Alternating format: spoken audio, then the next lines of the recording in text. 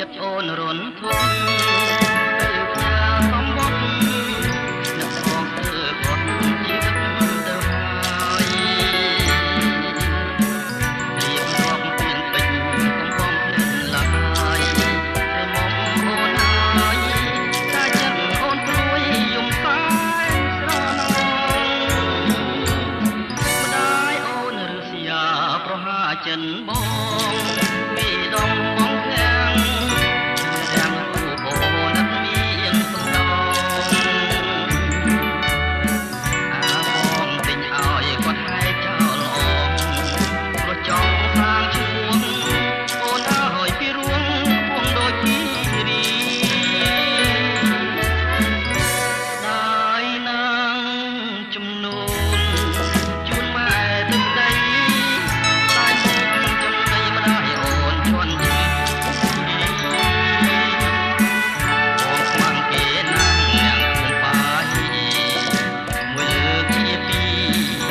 ជួស្ដីដណ្ដឹងម្ដាយអូនគុំអើយ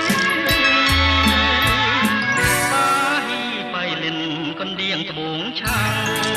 បងជុំរីរាំងប្រចាំគ្រួសារនឹងអូនទៀតហើយអូននៅឲ្យសុខសុខលួងដល់ថ្លៃយើងអងកម្មហើយសង្សារខ្ញុំអើយរកក្រោយរៀងខ្លួន